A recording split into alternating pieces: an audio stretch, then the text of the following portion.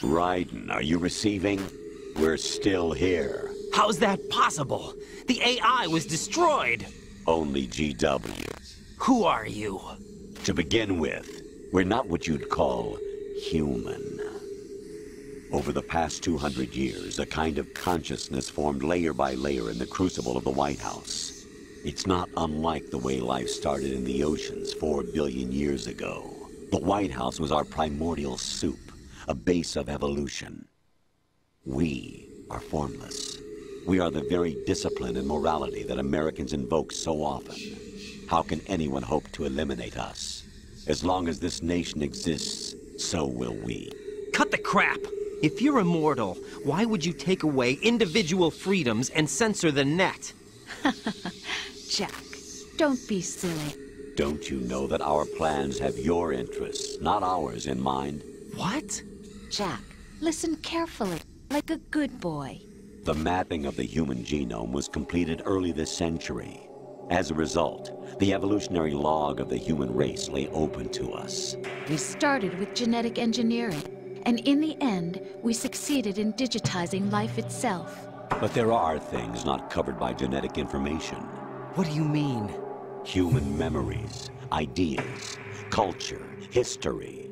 Genes don't contain any record of human history. Is it something that should not be passed on? Should that information be left at the mercy of nature? We've always kept records of our lives, through words, pictures, symbols, from tablets to books. But not all the information was inherited by later generations. A small percentage of the whole was selected and processed, then passed on. Not unlike genes, really. That's what history is, Jack.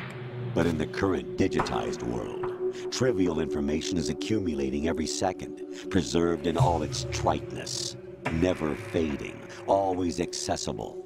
Rumors about petty issues, misinterpretations, slander. All this junk data, preserved in an unfiltered state, growing at an alarming rate. It will only slow down social progress, reduce the rate of evolution. Right. You seem to think that our plan is one of censorship. Are you telling me it's not? You're being silly. What we propose to do is not to control content, but to create context. Create context?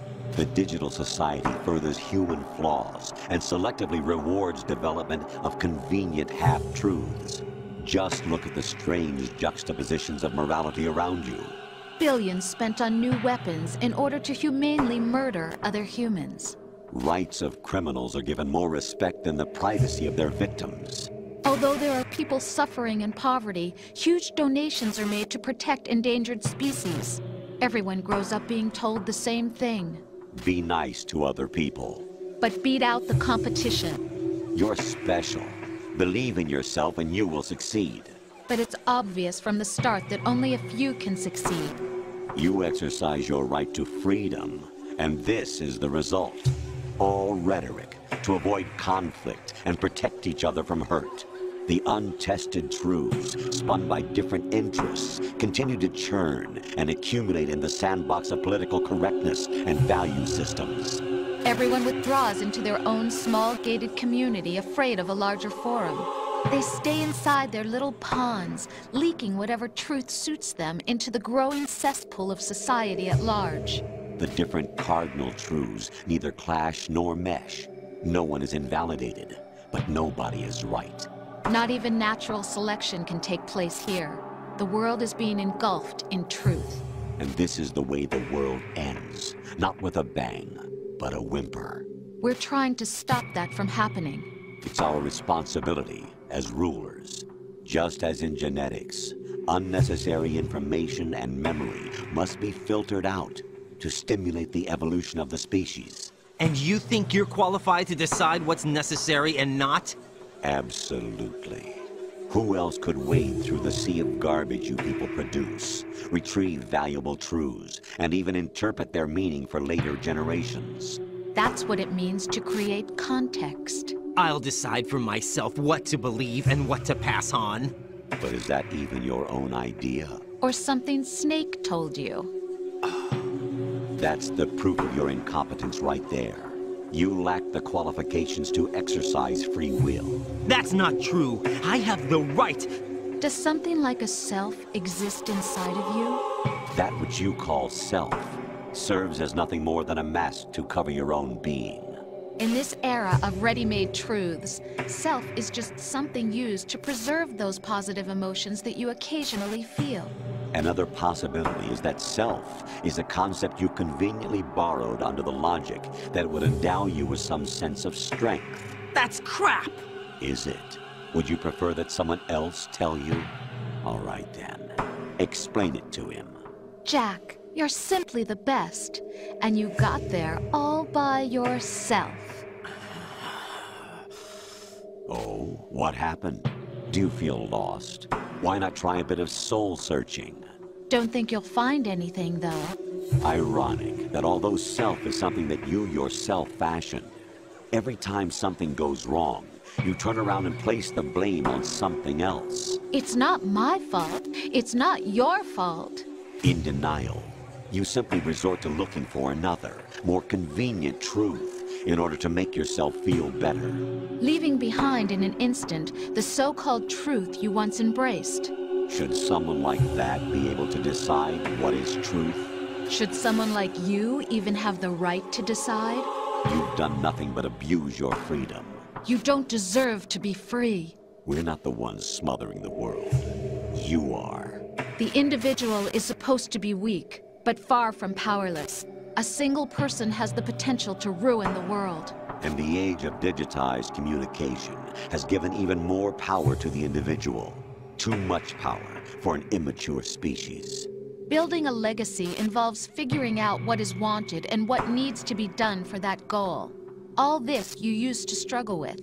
Now we think for you. We are your guardians, after all. You want to control human thought?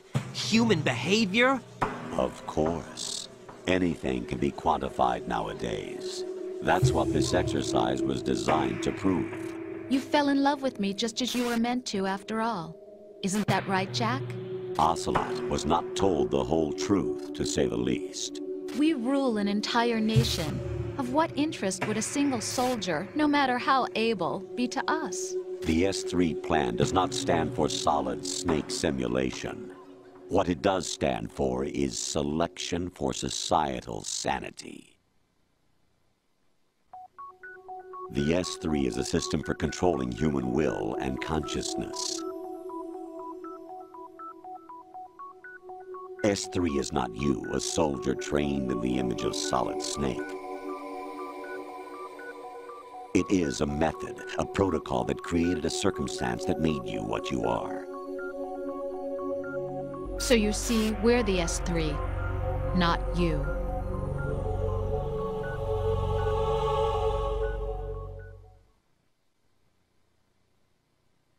What you experienced was the final test of its effectiveness. That's crazy. You heard what President Johnson said. The Arsenal's GW system is the key to their supremacy. The objective of this exercise was to establish such a method. We used Shadow Moses as a paradigm for the exercise. I wonder if you would have preferred a fantasy setting. We chose that backdrop because of its extreme circumstances. It was an optimal test for S3's crisis management capacity. If the model could trigger, control, and solve this, it would be ready for any contingency. And now, we have our proof. Raiden, there are also reasons behind your selection. Solidus raised plenty of other child soldiers. Do you know why we chose you over them? It was because you were the only one who refused to acknowledge the past. All the others remember what they were and pay for it daily. But you turn your back on everything you don't like. You do whatever you like, see only the things you like, and for yourself alone. Yes, Rose can attest to that. You refused to see me for what I was. I lied to you, but I wanted to be caught. You pretended to be understanding, to be a gentleman. You never made a conscious attempt to reach out to me. The only time you did was when I gave you no choice but to do so. I was just trying not to. What? Trying not to hurt me? Dear, the one you were trying not to hurt was yourself. Avoiding the truth under the guise of kindness is all that you did. It occurred to you to do nothing but look out for yourself. Even if you claim that it was for my sake, that feeling was nowhere to be seen. In the end, everything was for your sake. I was never part of the picture. Exactly right. So you see, you're a perfect representative of the masses we need to protect. This is why we chose you. You accepted the fiction we've provided, obeyed our orders, and did everything you were told to. The exercise is a resounding success. Didn't I tell you that GW was still incomplete? But not anymore, thanks to you. Your persona, experiences, triumphs, and defeats are nothing but byproducts. The real objective was ensuring that we could generate and manipulate them. It's taken a lot of time and money, but it was well worth it considering the results. I think that's enough talk. It's time for the final exercise. Raiden, take Solidus down. Think again.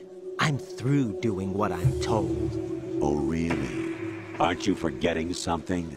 If you die, my child dies. The termination of vital signals from your nanomachines means the death of Olga's child. Not to mention the death of Rose. She's wired the same way. Rose, does she actually exist? Of course I do, Jack. You have to believe me. Damn! It will be a fight to the death. Solidus at least wants you dead.